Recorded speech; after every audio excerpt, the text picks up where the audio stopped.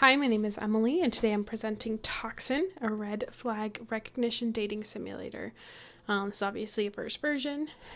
So Tocsin, by definition in Merriam-Webster's dictionary, is either an alarm bell or ringing of it, or to a warning signal. Now this game focuses using that second definition, directly correlating to like red flags. Now, this is a dating simulator that focuses on 7 signs of abusive relationships.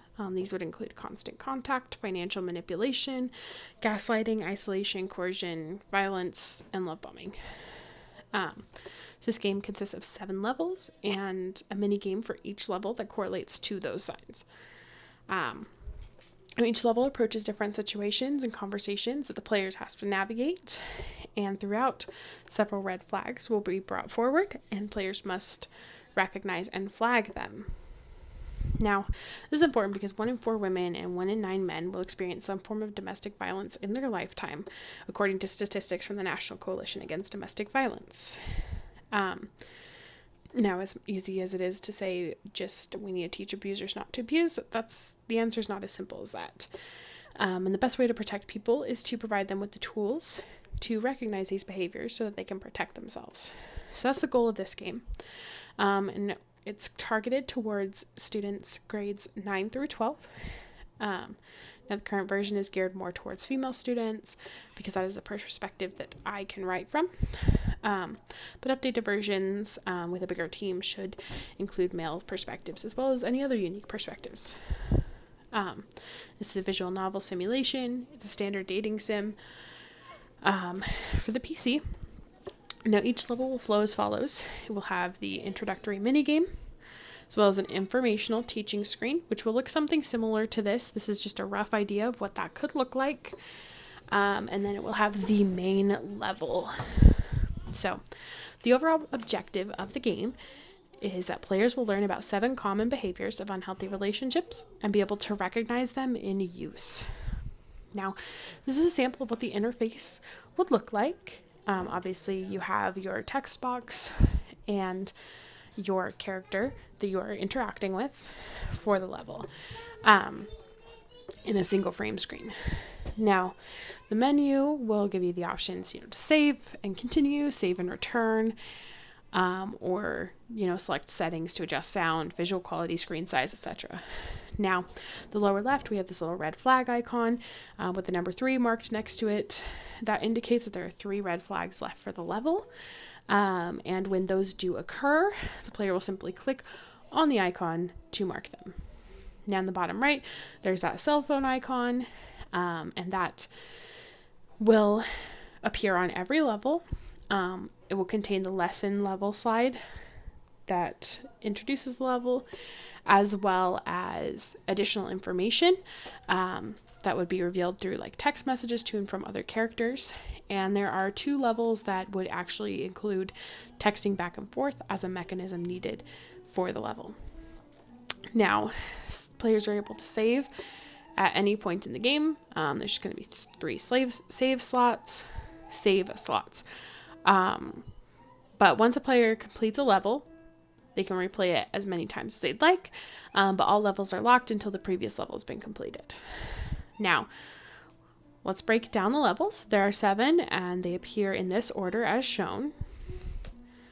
So the first level is constant contact, so it focuses on the issue of abusers needing to maintain a constant string of contact. So it will start with a short escape mini game, and then the scene will actually be the player spending time with friends, characters that are not the significant other. And then they will receive a slew of text messages from the significant other requesting constant communication, and essentially just making them feel guilty for not replying and not spending time with them instead.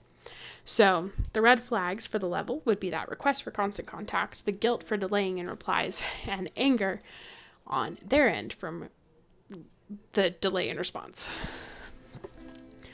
The second level would be financial manipulation. So obviously in a longer term relationship, this could look like controlling accounts, or let's combine our money, but then you only get an allowance from it. But In a newer relationship or younger relationships, it can look more like borrowing money all the time. So we'll start with like a dine or dash style minigame where players will earn money, and then the scene that follows will have the player picked up for a pricey date, in which it will not be revealed until they arrive that they are expected to pay. So the red flag is inherently not informing the player that they are going to be the ones to pay, and insisting that the player pays rather than compromising or altering plans. The next level is gaslighting. So this is otherwise known as crazy making. It's used to make someone question their own reality and perception. So we'll start with the bullet hell minigame. So players will be shown an event that they are part of where an issue occurs between the player and their significant other. Now, once the player gets to the car after the event, that is when they will be given an option of how to address the issue, and the significant other is going to try to convince the player that it occurred differently. So the red flags for this level are the phrases, "I'm sorry that you feel that way," "I never said / did that," and "I don't remember that." Now, level 4 is isolation. It's what it sounds like, isolating people from their friends and family. So it'll start with a Pac-Man style minigame where what you're trying to collect rather than fruit is going to be communication devices. The scene itself will take place in the player's in-game home, spending time with a significant other. They'll get texts from their friends to make plans, and the significant other is going to try to prevent those plans. So the red flags for that are going to be demanding the details of the plans or trying to insert themselves into the plan, telling lies about the friends to try and get the player to not spend time with them, or guilt tripping them about spending time with people other than themselves. Now, level 5 is coercion, coercing someone into doing something they don't want to do. So rather than a traditional minigame, this one will actually give a short lesson and the opportunity for players to practice setting boundaries and learn how to stay firm on them.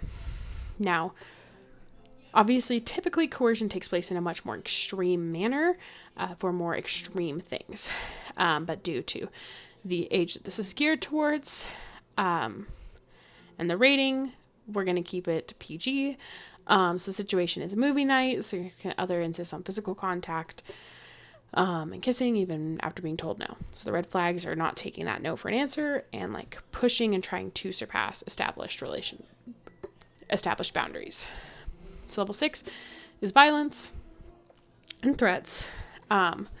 So the introductory minigame will be an RPG battle style minigame, kind of like a Pokemon battle.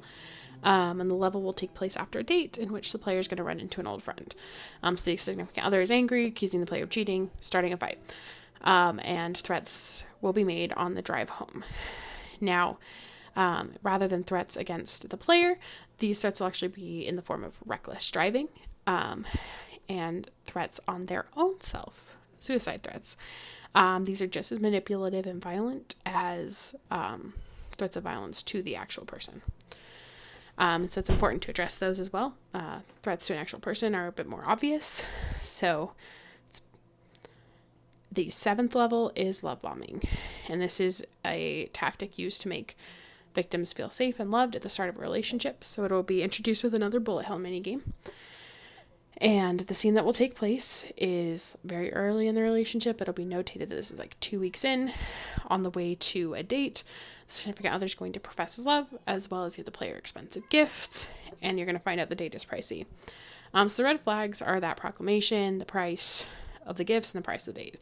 Now, disclaimer, obviously, like gifts and doing things that are expensive are not inherently bad and inherently an abusive thing. But when it comes in excess and in an inappropriate time, it could indicate that this is being used as love bombing rather than just gift giving as a love language. Now, for the societal need and impact, I feel like we need a lot more games like this, specifically gearing towards social knowledge. We're starting to get more with like mental health, talking about like depression, anxiety, but overall like social knowledge isn't looked at as much, and I think we need to focus on that more. Specifically when it comes to the domestic violence, there are very few games of this style that exist. And when you narrow it down to the same genre, like it's next to none. I did find a cool project created by a gentleman who lost his daughter to domestic violence called the Life Love Game Design Challenge. It's been going on since about 2008. And they specifically asked for games geared towards domestic violence to help educate youth so that they know how to protect themselves and stay safe, and that it could happen to anyone.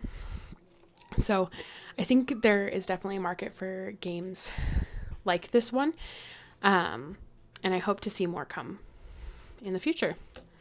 Thank you.